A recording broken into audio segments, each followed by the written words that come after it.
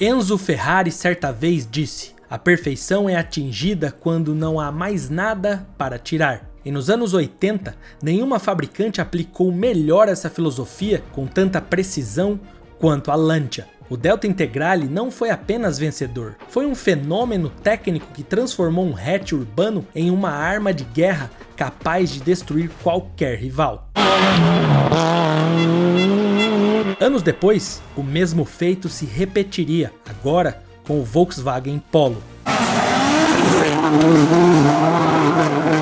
O domínio de ambos foi tão absoluto que reescreveu o rally, forçou mudanças de regras e um deles ajudou a encerrar a era mais selvagem do esporte, o temido Grupo B. O primeiro deles, a Lancia, enquanto construía seu império, ela também preparava sua própria ruína. A mesma ousadia que levou ao topo tornou impossível de sustentar aquele universo que cresceu rápido demais ao seu redor. Porém, décadas depois, a história parecia se repetir, agora com a Volkswagen. Quando o Polo R WRC surgiu, o mundo assistiu, mais uma vez, ao nascimento de um carro invencível. Vencer 43 de 52 rallies não é normal, é domínio absoluto. Mas por que um Polo? Como um modelo sem pedigree destronou os rivais e liderou uma nova dinastia. E então, no auge, o inesperado, o carro mais dominante da era moderna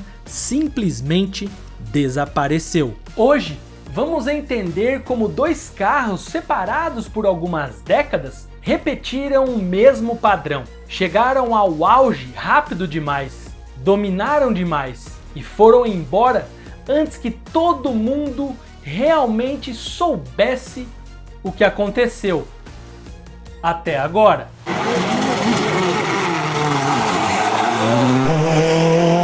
Os dominantes do rally. Lancia, o primeiro domínio.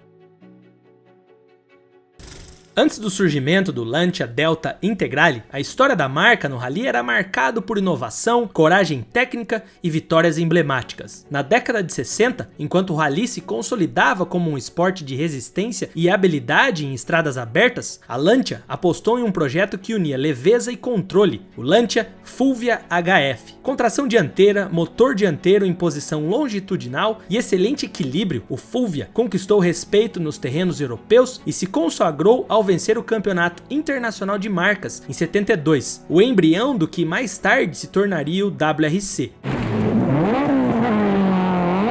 Na década seguinte, com o surgimento do Grupo 4 e posteriormente o Grupo B, o rally passou por uma revolução técnica. A Lancia respondeu com o 037, um cupê de tração traseira, motor central e carroceria leve feita em Kevlar, projetado em colaboração com a Abarth. Em 1983, contrariando as expectativas, ele se tornou o último carro com tração traseira a conquistar o Campeonato Mundial de Rally, superando rivais como a Audi e a sua revolucionária tração integral.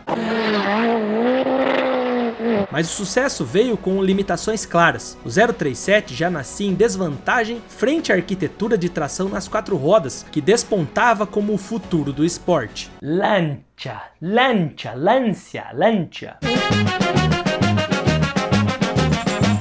A equipe técnica da Lancia alertava a Fiat sobre a necessidade de um novo carro com tração integral, mas inicialmente tudo era ignorado. Em 84, até tentaram com a versão Evo 2 do 037, mas ficou claro, atualizações não bastavam para triunfar. Foi então que nasceu a ideia de construir um carro completamente redesenhado, com desempenho brutal, baseado visualmente no hatchback Delta. A intenção era dupla, vencer nas pistas e ao mesmo tempo impulsionar as vendas do modelo de rua. O Delta passaria a ser o nome de dois carros mais importantes da história do rally. Um, o monstro do Grupo B, que desafiou os limites do esporte. O outro, o ícone do Grupo A, que dominaria os campeonatos com consistência inédita.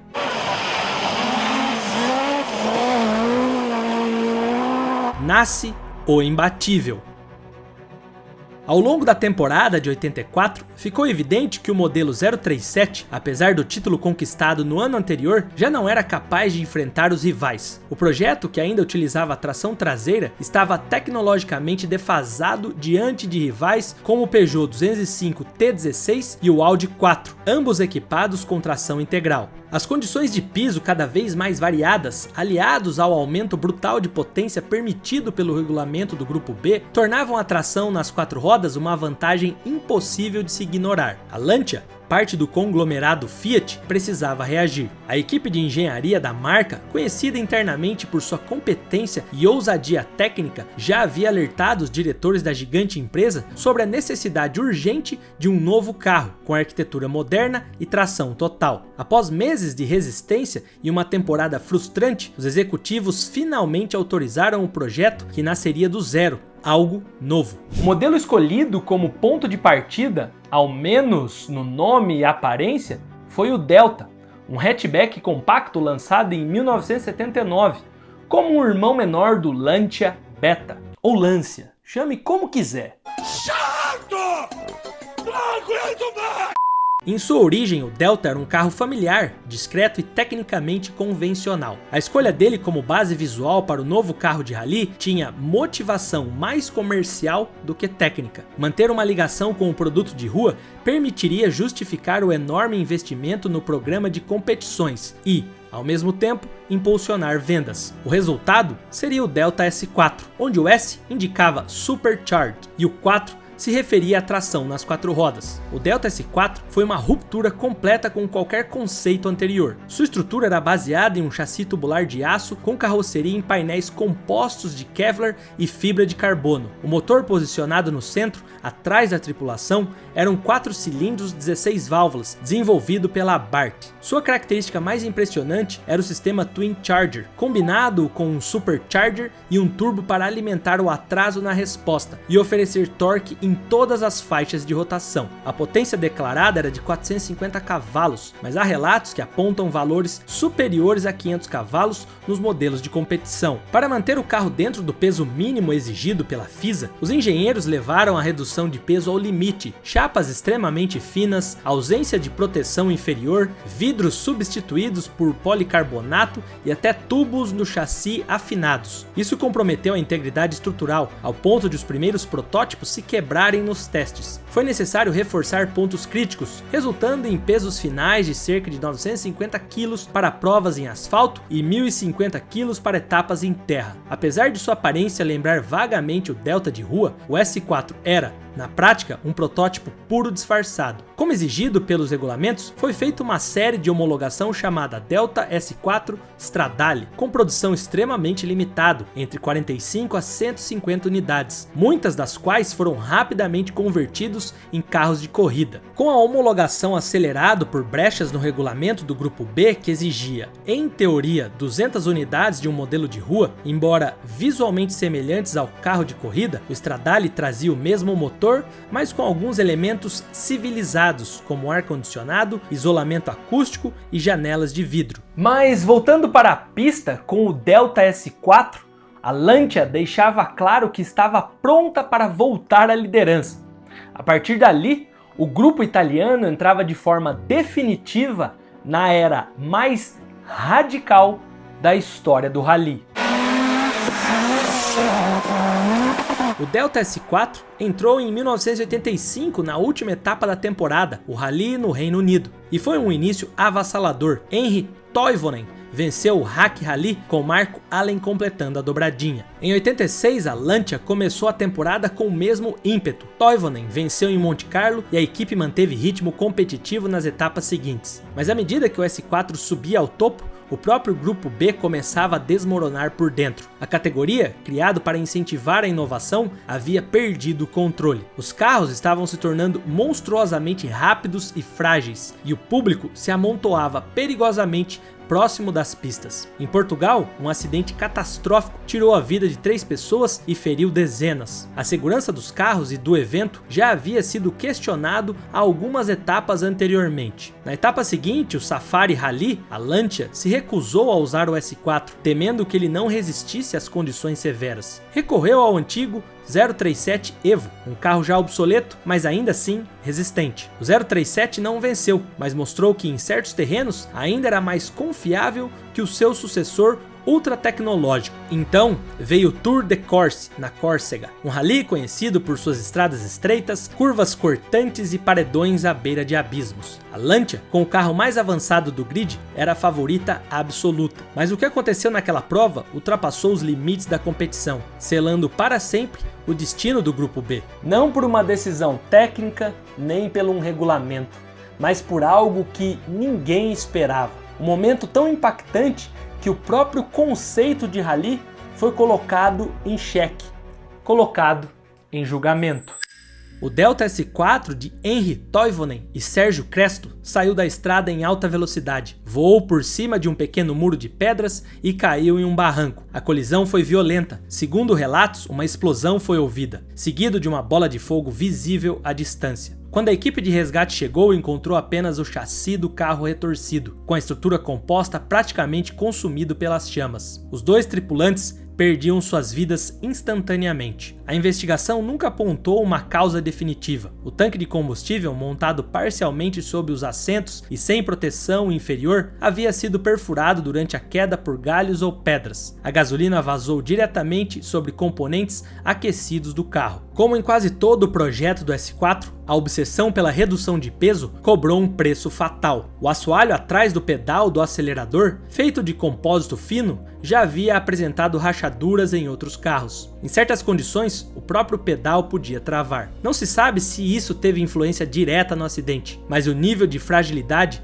já era conhecido. A fatalidade de dois pilotos acelerou o que já havia sido discutido nos bastidores. A FISA anunciou imediatamente a suspensão de desenvolvimento dos carros do Grupo B. Em poucas semanas, ficou decidido. Aquela seria a última etapa da temporada da categoria. O Grupo B, com sua liberdade técnica sem precedentes, chegava ao fim. Com ele, a promessa do Grupo S, que seria uma futura geração ainda mais extrema, mas foi enterrado antes de nascer. A Lancia, que já havia desenvolvido o protótipo ECV para o Grupo S, um projeto de ponta com chassi em fibra de carbono, aerodinâmica ativa e motor 1.8 biturbo.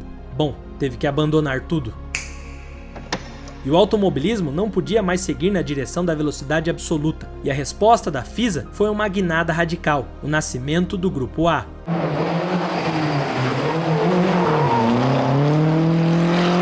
Diferente do Grupo B, o novo regulamento exigia carros derivados diretamente da produção em série, com produção mínima de 5.000 unidades, posteriormente reduzidos para 2.500. O limite de potência foi fixado em torno de 300 cavalos. Os carros deviam manter mais elementos do modelo de rua e as homologações especiais se tornariam bem mais limitados. Enquanto a maioria das fabricantes foi pega de surpresa, buscando às pressas modelos que pudessem ser adaptados ao novo cenário, a Lancia, quase que por acaso, já tinha o carro certo e pronto. O Delta de rua, lançado em 79, havia evoluído para uma versão mais esportiva, o Delta HF 4WD, revelado em 86. Com tração integral, motor turbo de 2.0 litros e comportamento equilibrado, ele era a base perfeita para a homologação no novo Grupo A. Uma combinação rara de potência, agilidade e versatilidade. O Delta HF estreou com autoridade, aproveitando a fragilidade técnica dos rivais. Em 87, conquistou o campeonato de construtores com folga. Sem perder tempo, a Lancia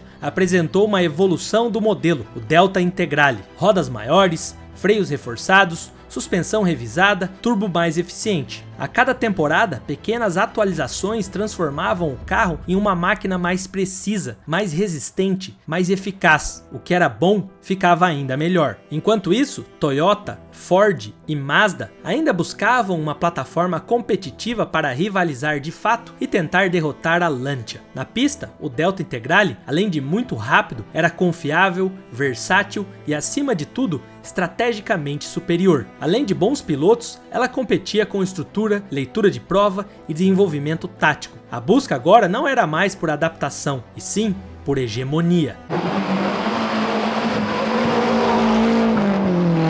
Procura-se adversários. Com o surgimento do Delta HF Integrale em 88, a Lancia elevou seu patamar. Melhorias no motor, suspensão reforçada, rodas e freios maiores consolidaram um pacote técnico difícil de igualar. A equipe venceu 10 das 11 etapas válidas para o campeonato, uma campanha que beirou a perfeição. Massimo Biassion conquistou o título de pilotos, reforçando a imagem de invencibilidade do conjunto. A cada ano, a Lancia não apenas atualizava o Delta, ela refinava todos os aspectos da operação: logística, estratégia de provas, preparação dos carros sob medida para cada rally. O Delta Integrale 16 válvulas, introduzido em 89, trouxe ganhos significativos em potência e comportamento dinâmico. Com ele, a Lancia venceu novamente o campeonato de construtores e Biassion repetiu o título de pilotos. Mesmo quando a concorrência apertou, como em 1990 com a ascensão da Toyota e o seu Celica GT nas mãos de Carlos Sainz, a Lancia manteve o domínio coletivo. A vitória no campeonato de construtores era assegurada pela consistência de vários pilotos, pela robustez mecânica e pela sua capacidade de adaptação a diferentes tipos de terreno, de asfalto europeu ao cascalho africano. Em 91, sob a crescente pressão e contra rivais cada vez mais organizados e velozes, a Lancia ainda conseguiu garantir seu 5º título consecutivo de construtores, algo sem precedentes na história do WRC. Mesmo com sinais de desgaste já visíveis, a equipe preservava a excelência estratégica que havia definido sua trajetória desde a estreia do Grupo A. Após 3 anos de domínio quase que absoluto, a invencibilidade da Lancia começou a ser desafiada. Em 92, a Toyota, com investimentos cada vez mais pesados, introduziu um adversário real, o Celica GT4 ST185. Diferente dos concorrentes anteriores, esse novo carro combinava robustez, potência e tração integral de forma eficaz. No mesmo caminho, a Mitsubishi avançava com o Galant VR4, outro modelo focado em resistência e velocidade em etapas longas e exigentes. A resposta inicial da Lancia foi a atualizações do HF Integrale, com motor mais potente, válvulas otimizadas e melhorias na suspensão. O carro ainda era competitivo, mas a margem que antes garantia vitórias seguras começou a desaparecer. O Delta HF Integrale, que até então parecia imbatível, começava a mostrar limitações naturais. Além da pressão esportiva, surgia outro problema invisível mais corrosivo: a confiabilidade. O Delta, projetado para ser uma máquina de resistência, começava a sofrer com falhas mecânicas. Componentes de transmissão, diferenciais e motores passaram a registrar taxas de quebra preocupantes, especialmente nas etapas mais longas e desgastantes do calendário. A escalada técnica também trouxe um aumento expressivo nos custos. A necessidade de preparar carros cada vez mais refinados, mais leves e mais potentes exigia investimentos pesados em pesquisa, peças, logísticas e testes. Para cada pequeno ganho em performance, o esforço era monumental e a cada vitória custava mais financeiramente e estruturalmente. A pressão externa, a luta interna contra o desgaste dos equipamentos e a evolução acelerada da concorrência criavam uma tempestade perfeita. Pela primeira vez desde a fundação da nova era, a Lancia já não controlava mais o campeonato com a mesma facilidade. O projeto Delta, glorioso e vencedor, começava a enfrentar a mesma pergunta que assombra todas as lendas: até onde é possível evoluir um carro antes que o peso do próprio passado se torne insustentável? Em 92, a Lancia apresentou a versão definitiva de seu projeto vencedor, o Delta HF Integrale Evoluzione. Conhecido informalmente como a Deltona, essa nova evolução do Delta era uma resposta direta ao crescimento da concorrência, principalmente de Toyota e Mitsubishi, que agora investiu em plataformas totalmente novas para o Grupo A. O Integrale Evoluzione trouxe uma série de melhorias. A carroceria ficou mais larga, a suspensão foi reforçada, os freios foram ainda mais dimensionados e o motor 2.0 turbo recebeu ajustes para entregar mais potência e melhor distribuição de torque. Sua aerodinâmica também foi aprimorada para oferecer mais estabilidade, especialmente nas etapas de alta velocidade. E com esse novo pacote, os italianos iniciaram o ano determinados a manter a hegemonia.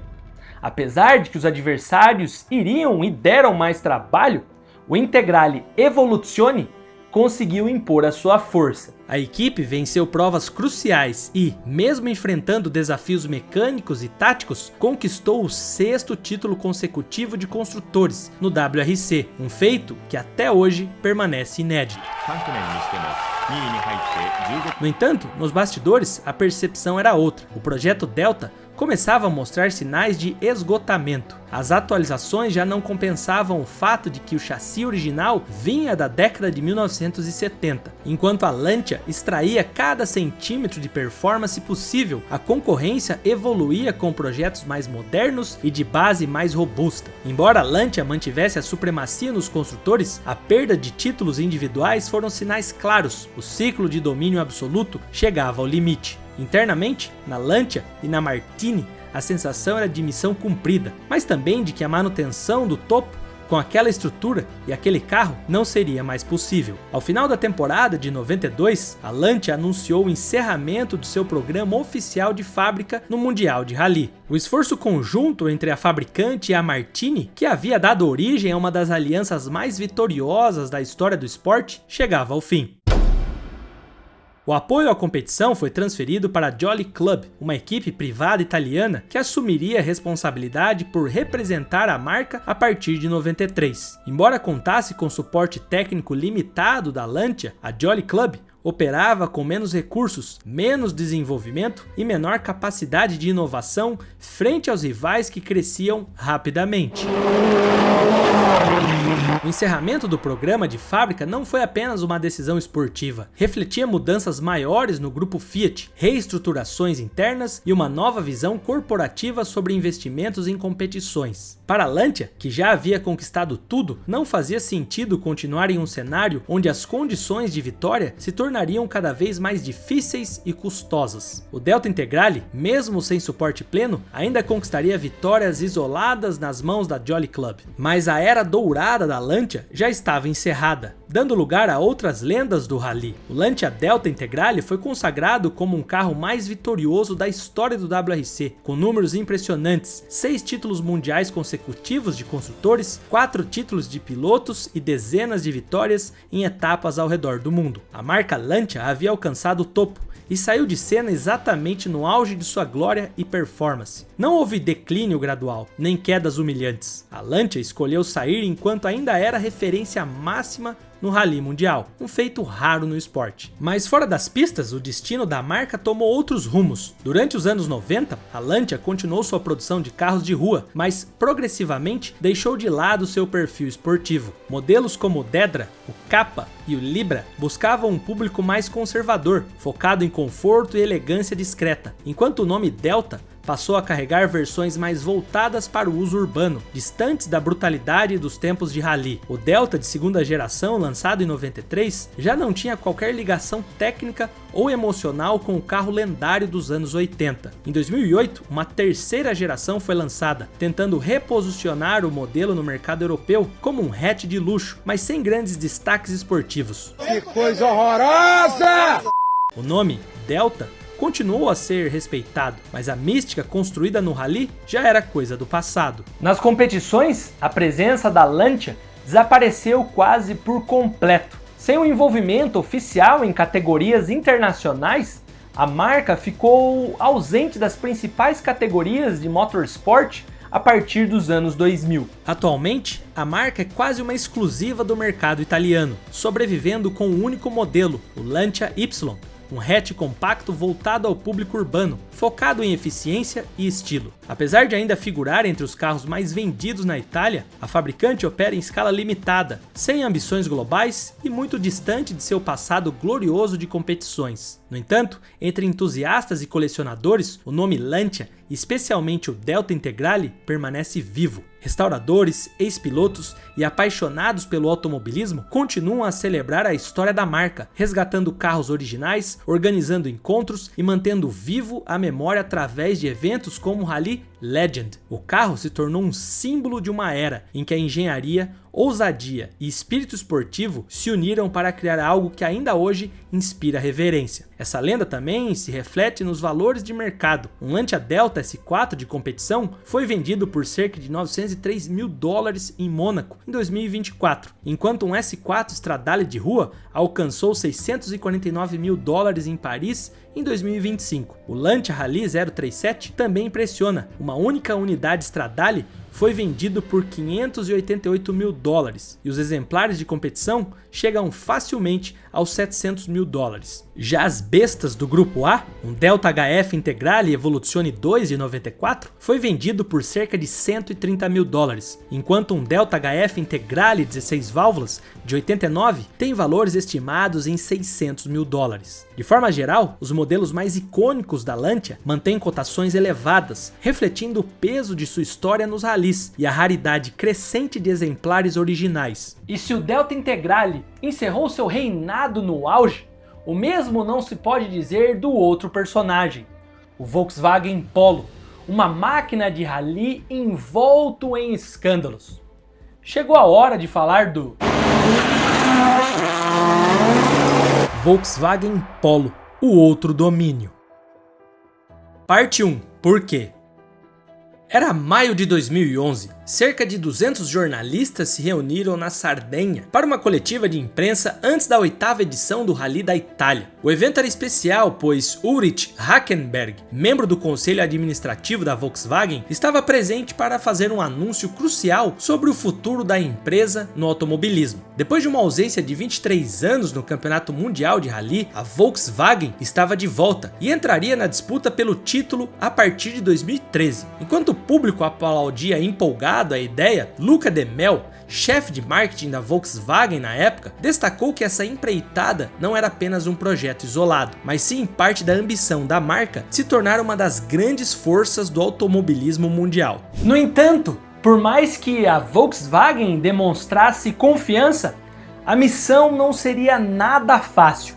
Conquistar o título não seria apenas um troféu para a prateleira, mas a prova definitiva da superioridade da engenharia alemã sobre seus rivais franceses, britânicos e também os japoneses. Além disso, um outro problema. A Citroën dominava a categoria há quase uma década com o DS3 WRC e 9 títulos consecutivos nas mãos de uma lenda viva, Sebastian Loeb, considerado por muitos como o melhor da história. Para enfrentar esse rival formidável, a Volkswagen precisaria investir milhões na construção de uma equipe dos sonhos composta pelos melhores engenheiros, pilotos e mecânicos, garantindo que o primeiro protótipo do Polo R evoluísse para uma máquina imbatível, tanto na fabricação quanto nas pistas. Tá, mas espera aí, por que um Polo e não um Golf, um Scirocco, um modelo novo, ou até mesmo por que não outros carros de outras marcas que estavam sob o guarda-chuva da Volkswagen, como a Audi, por exemplo? Bom,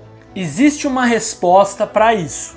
A Volkswagen já havia provado seu domínio no automobilismo em diversas categorias, como por exemplo no DTM. A Audi, parte do grupo Volkswagen, massacrava seus concorrentes com carros extremamente avançados, como o Audi A4 DTM, conquistando títulos consecutivos e demonstrando um nível de engenharia superior.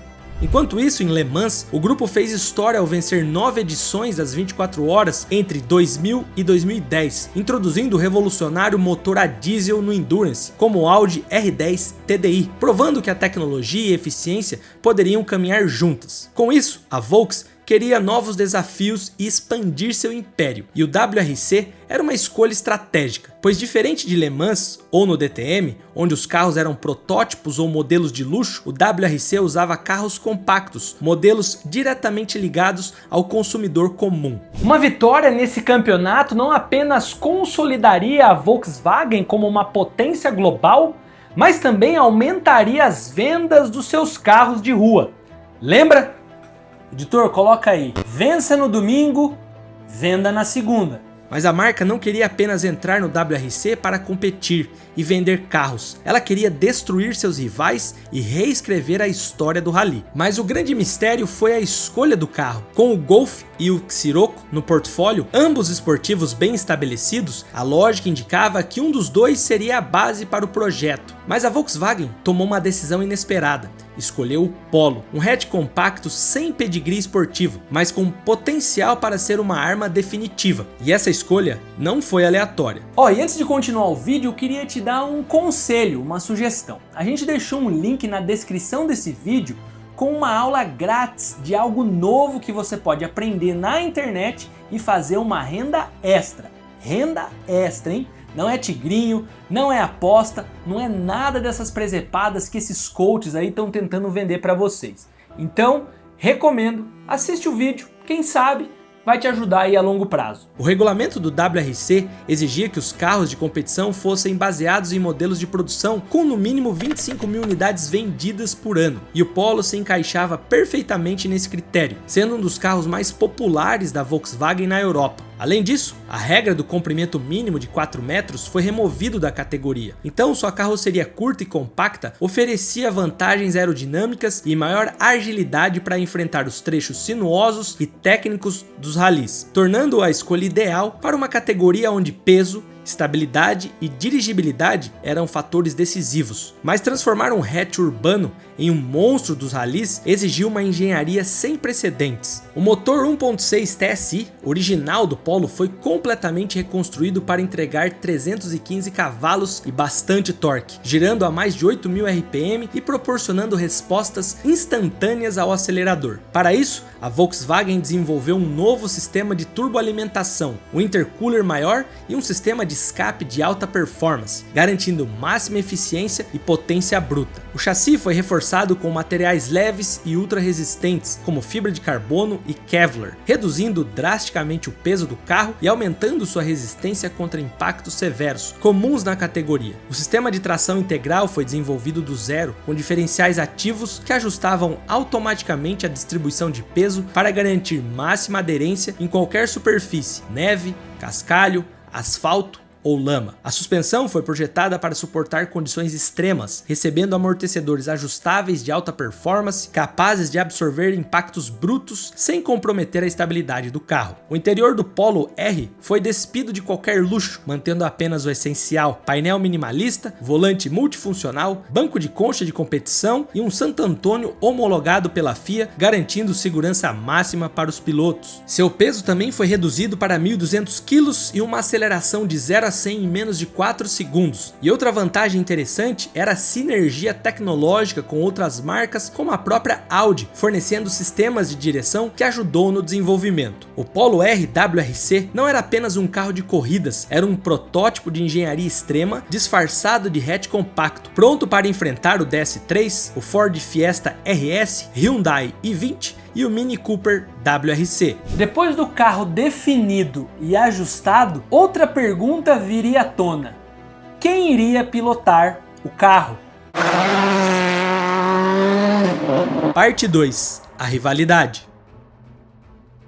No mesmo ano do anúncio da volta da Volkswagen em 2011, a fabricante também deu um passo crucial ao contratar Sébastien Ogier, um talentoso piloto francês de 27 anos que havia passado os últimos 4 anos competindo pela Citroën. A escolha não poderia ter sido melhor. Ogier e Loeb já haviam protagonizado conflitos dentro da Citroën, pois ambos eram extremamente competitivos e queriam ser o centro das atenções. Agora, Ogier teria a oportunidade de brilhar sozinho e liderar o novo projeto da Volkswagen. Poucos meses depois, em janeiro de 2012, a Volkswagen também reforçou ainda mais a equipe ao contratar Jari-Matti Latvala, um experiente piloto finlandês que havia sido tirado da Ford, a segunda equipe mais forte do WRC na época. Ogier quanto Latvala teriam papéis fundamentais no desenvolvimento do Polo R, e nos 18 meses seguintes eles não seriam apenas pilotos, mas verdadeiros engenheiros de campo, trabalhando lado a lado com a equipe técnica para transformar o carro em uma máquina capaz de destronar a Citroën e dominar o WRC. Porém, os primeiros testes revelaram que essa missão seria mais difícil do que o esperado. Durante os estágios iniciais de desenvolvimento, o Polo R apresentou problemas graves de dirigibilidade e durabilidade, levantando dúvidas reais sobre a real capacidade da Volks de competir com a equipe francesa.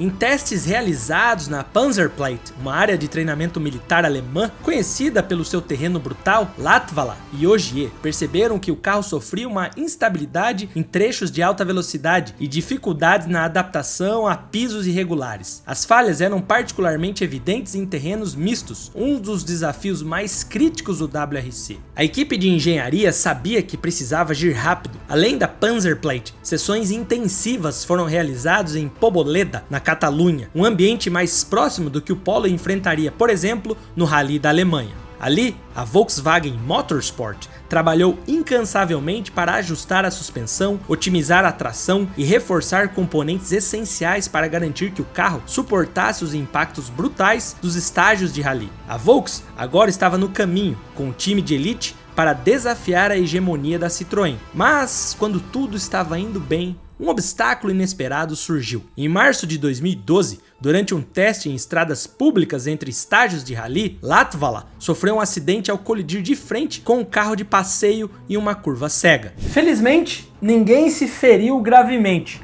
mas os danos no carro atrasaram os testes por meses e levantaram dúvidas sobre se a Volkswagen estava realmente pronta para competir não. Desgraçado da minha cabeça!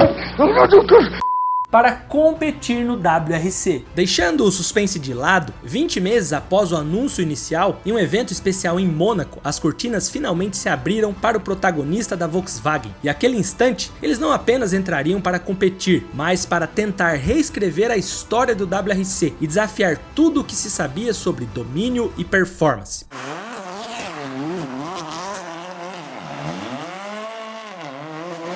Em janeiro de 2013, aconteceu a tão aguardada estreia do Polo R na etapa de abertura em Monte Carlo. Como nos 9 anos anteriores, a Citroën, liderada pelo lendário Sebastian Loeb, entrou na temporada como favorita ao título. A Volks, por outro lado, trazia uma equipe estreante, mas altamente qualificada. Latvala e Ogier pilotavam cada um seus polos WRC novinhos em folha. E apesar da inexperiência da equipe no WRC, o tempo de desenvolvimento e os milhões de euros investidos no projeto faziam da Volks uma forte candidata ao título desde o primeiro dia. Além das duas rivais, a Ford Qatar M Sport com o Fiesta RS, a Mini Lotus Team trouxe o John Cooper Works WRC, enquanto a Skoda Auto Deutschland, que venceu no WRC2, trouxe o Fabia S2000. A Peugeot também alinhou um 2007 S2000 e a Hyundai, ainda sem uma equipe oficial, participou com versões privadas do i20 WRC. A Citroën foi a primeira a entrar na pista. Seus DS3 rasgaram as gélidas e traiçoeiras estradas de Monte Carlo, mostrando que o gigante francês ainda estava firme na briga pelo seu 10º título consecutivo. No final da primeira especial, Loeb registrou um tempo impressionante de 2 minutos 23 segundos e 6 décimos, um dos seus melhores inícios em anos. Mas a vez do Polo R finalmente chegou para mostrar seu potencial, com Ogier ao volante. O motor 1.6 rugiu enquanto o carro enfrentava as curvas traiçoeiras das montanhas de Monte Carlo diante dos olhares atentos de centenas de milhares de fãs. O desempenho foi preciso, agressivo e incrivelmente rápido. No final da especial, Ogier cravou um tempo de 2 minutos 25 segundos e 2 décimos, apenas 1.6 segundos atrás de Loeb. Latvala, com seu estilo de pilotagem mais agressivo, também fez uma excelente estreia, ficando apenas 0,4 segundo atrás de Ogier, garantindo o 3º lugar no estágio inicial. Conforme o rally avançava, ficava claro que Monte Carlo estava se transformando em um duelo épico entre os ex-companheiros de equipe, que agora eram rivais declarados. Apesar de manter um bom desempenho, Latvala acabou sofrendo um acidente somente no último dia da prova, enquanto perdeu o controle nas condições congeladas de Turini, a seção mais difícil da competição. Por outro lado, Ogier manteve sua consistência enfrentando as gélidas curvas de 180 graus do Col de Turini a velocidades superiores a 120 km por hora, demonstrando um controle e uma aderência excepcionais. No entanto, nem mesmo sua pilotagem impecável foi suficiente para superar Loeb. No final, o francês de 38 anos garantiu uma vitória e uma vantagem massiva de 99 segundos sobre Ogier. Durante os 4 dias de rally em Monte Carlo, foi entregue um dos espetáculos mais emocionantes do automobilismo nos últimos anos. No pódio, Loeb celebrou mais uma vitória. Ogier ficou com a segunda posição e Dani Sordo, piloto da Citroën, herdou o terceiro lugar, que deveria ser de Latvala. Apesar do desempenho impressionante da Volks em sua estreia, parecia que a história estava se repetindo. Os fãs da categoria ao redor do mundo já estavam cansados de ver a mesma equipe vencer quase todas as provas do WRC. Para a Volkswagen era outro sentimento. Terminar em segundo lugar em seu rally de estreia não foi tão um fracasso assim, mas sim uma demonstração de que a equipe alemã tinha potencial para derrotar a Citroën e seu campeão, Sebastian Loeb. Esse cara é brabo. O cara é foda, patroa. Com 12 rallies restantes até o final do campeonato, o Polo R estava apenas começando a sua jornada e Sebastian Ogier estava mais determinado do que nunca a superar seu ex-parceiro e levar o título no final da temporada. A chance de redenção da Volks veio no Rally da Suécia em Hagfors. Assim como a etapa anterior, esse rally era conhecido por suas condições extremas de frio e neve, onde margens mínimas de erro podem custar a vitória. Loeb começou forte, cortando os trechos cobertos de neve com a sua já característica precisão, mas Ogier, determinado a derrotar seu ex-companheiro, entregou uma performance surreal, demonstrando controle e precisão muito superiores aos do rival. Ao final das primeiras 11 especiais, Ogier já havia aberto uma vantagem de 41 segundos, impressionando tanto os fãs quanto os céticos que ainda duvidavam da Volks. Latvala, depois do acidente em Monte Carlo, conseguiu se recuperar bem e entregou uma performance sólida, terminando o segundo dia de prova em quarto lugar. Mas independentemente dos esforços dos pilotos, estava claro que o protagonista da Volkswagen naquela temporada seria Ogier. Quando a última especial terminou, o piloto garantiu a vitória na Suécia com 29 segundos de vantagem sobre a Citroën e a multidão celebrou com descrença. Pela primeira vez, Loeb havia sido derrotado pela Volkswagen e Ogier finalmente roubava os holofotes para si. Para os fãs do automobilismo, isso parecia o início de uma das maiores rivalidades da década, algo tão competitivo e carregado de egos que lembrava a disputa entre Ford versus Ferrari em Le Mans. No entanto, para a surpresa de muitos, o que aconteceu a seguir não foi um grande duelo, mas sim um domínio avassalador da Volks, algo mais comparável ao reinado de Schumacher na Ferrari no início dos anos 2000 ou até Hamilton entre 2017 a 2020. Pois durante o restante da temporada de 2013, o Polo R continuou a mostrar o nível de superioridade apresentado na Suécia. Das 11 provas restantes, Ogier venceu mais 7, consolidando-se como novo líder absoluto do WRC. Latvala, apesar de não ter recebido tanta atenção quanto o companheiro, foi fundamental para garantir pontos cruciais e ainda adicionou uma vitória no Rally da Acrópole ao currículo da Volkswagen. No final da temporada, os fabricantes alemães venceram 9 dos 13 rallies, garantindo o título mundial também de construtores em um dos campeonatos mais intensos e históricos da categoria, desde a sua criação em 1973. Mas os recordes não pararam por aí. A Volks não apenas dominou nas pistas, mas também comercialmente. O sucesso no automobilismo impulsionou as vendas da linha Polo, que ultrapassaram a marca de 700 mil unidades vendidas antes mesmo do início da temporada de 2014, um aumento de 75% em comparação aos números anteriores à entrada no WRC.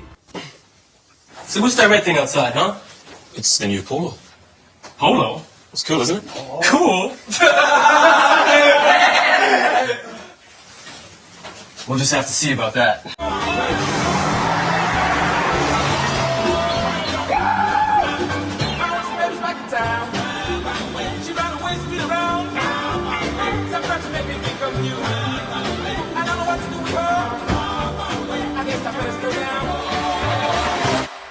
Parte 3: Domínio e escândalo.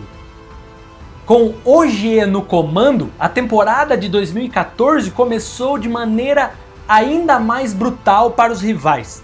As primeiras 7 provas do ano foram vencidas consecutivamente pela Volkswagen e as diferenças de tempo entre Ogier e os demais pilotos eram absurdas. Eu vou ter que ler agora porque é muita coisa, ó. Monte Carlo, vitória com 30 segundos de vantagem para o segundo. Suécia, 45 segundos. México, 90 segundos. Portugal, 72 segundos. Argentina, 86. Itália, 93 segundos. E Polônia, 67 segundos. Na média, durante a primeira metade da temporada de 2014, Ogier, esse cara aqui, terminou cada rally com mais de 70 segundos de vantagem sobre a Citroën. Só que o sucesso avassalador da Volks incomodava profundamente a equipe francesa que, mesmo mantendo a vice-liderança no campeonato, não conseguia aceitar o fato de que um carro que surgiu do nada havia roubado completamente os holofotes e com um ex-piloto deles no comando dessa revolução. O ponto de virada definitivo aconteceu na Argentina, quando Latvala venceu, garantindo a 9ª vitória consecutiva da Volks, quebrando o recorde anterior da Citroën, que havia conquistado 8 vitórias consecutivas em 2011. Os alemães não apenas destronaram a Citroën, mas também superaram seus feitos, estabelecendo novos recordes e dominando a categoria como nunca visto antes. No final da temporada de 2014, a Volks havia vencido 10 dos 13 rallies, garantindo tanto o título de pilotos quanto de construtores pelo segundo ano consecutivo. Mas, justo quando todos achavam que o Polo R não poderia melhorar ainda mais, as boas notícias chegaram direto da sede da Volkswagen Motorsport. 2015 estava prestes a ser ainda mais histórico. O Polo R passou por atualizações significativas para a nova temporada. O carro recebeu uma nova caixa de câmbio, um sistema hidráulico revisado, uma asa traseira maior para aumentar a força aerodinâmica e ainda sofreu uma redução de peso de aproximadamente 25 kg. Enquanto isso, a Citroën, desesperada para recuperar sua glória, também introduziu melhorias no DS3 WRC, incluindo um novo sistema de suspensão, um motor aprimorado e ajustes aerodinâmicos, mas nada disso seria o suficiente. A Volks continuou a dominar o WRC, vencendo 11 das 13 etapas em 2015. Ogier conquistou 8 vitórias, enquanto Latvala venceu 3 rallies e ainda terminou 4 vezes em segundo lugar. O terceiro título consecutivo da Volkswagen estava garantido, e dessa vez a Hyundai tomaria o vice da Citroën, eliminando qualquer possível revanche ou reviravolta da maior rival. Mas no auge do sucesso, a equipe enfrentou um golpe inesperado. Jos Capito, o arquiteto do programa de rally da Volks, anunciou sua saída para ingressar na McLaren, equipe da Fórmula 1. Para os críticos que torciam para ver o império da Volks ruir, essa parecia ser a oportunidade perfeita.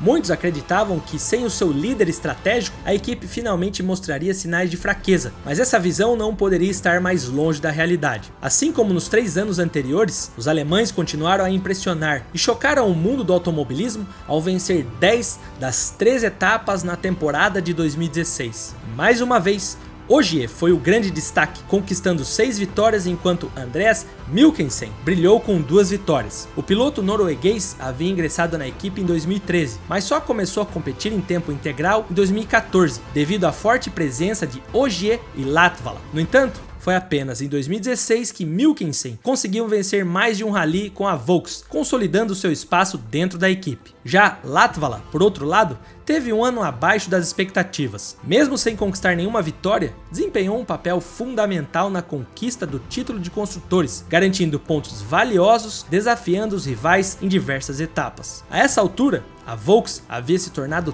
tetracampeã mundial do WRC. Viu a Citroën perder prestígio e desempenho. Ogier estava no auge de sua carreira. A marca estava lucrando significativamente com o sucesso nas pistas e, mais importante, a equipe havia conquistado o respeito dos fãs do automobilismo, que acompanhavam ansiosos para ver até onde essa sequência de vitórias dos alemães poderiam ir. Mas quando o cenário parecia perfeito, parecia não, ele estava perfeito, o destino reservou um dos capítulos mais vergonhosos da história, dentro do mundo automotivo e dos negócios, e também afetaria o rally. Lembra? Eu mencionei que teríamos uma reviravolta na intro desse vídeo. E aposto que você não prestou atenção. Diretamente da sede da Volks em Wolfsburgo, uma bomba estourou, o escândalo Dieselgate. O que começou com rumores no início de 2016, rapidamente se transformou em um desastre global. No fim de 2015, a Agência de Proteção Ambiental dos Estados Unidos notificou a Volks por instalar softwares em seus carros movidos a diesel que permitia que os veículos trapaceassem nos testes de tolerância de emissões da EPA. Por décadas, a Volks era vista como padrão de excelência na produção de veículos a diesel, promovendo sua tecnologia como limpa, eficiente e confiável. No entanto, investigações revelaram que a empresa fraudou testes de emissões em milhões de veículos para atender às regulamentações ambientais e manter sua liderança no mercado. As emissões reais de óxido de nitrogênio dos veículos foram 40 vezes maiores do que os padrões nos Estados Unidos permitidos. O escândalo resultante provou ser o mais caro da história automotiva,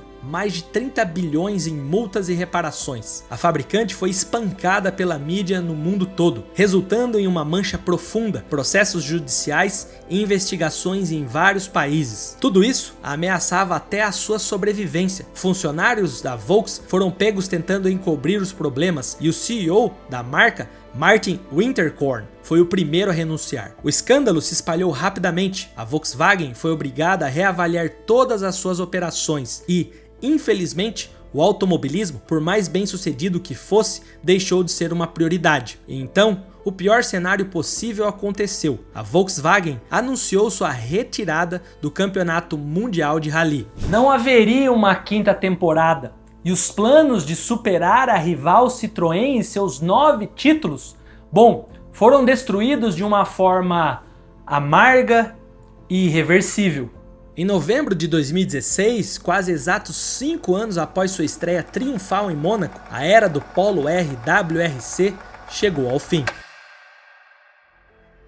Seus pilotos encontraram novos caminhos na temporada seguinte. Sebastian Ogier se juntou à M Sport Ford, onde Ogier conquistou o título de pilotos e ajudou a equipe a vencer o campeonato de construtores. Latvala assinou com a Toyota Gazoo Racing, garantindo uma vitória na temporada e contribuindo para o terceiro lugar da equipe entre os construtores. Já Milkensen foi para a Hyundai Motorsport, fortalecendo a equipe que terminou como vice-campeã. Mas, mesmo com um fim abrupto, o legado do Polo R permaneceu intacto por 4 anos. Ele não foi apenas a cara da Volkswagen, mas a própria face do WRC. Sua jornada terminou mais cedo do que o esperado, mas sua marca na história do automobilismo já estava gravada. Até hoje, o Polo R é lembrado como um dos carros de rally mais dominantes de todos os tempos. Agora, outro grande duelo de titãs também aconteceu em Le Mans, em épocas distintas, porém no mesmo palco. Um duelo que marcou a história da corrida de carros mais mortal do planeta.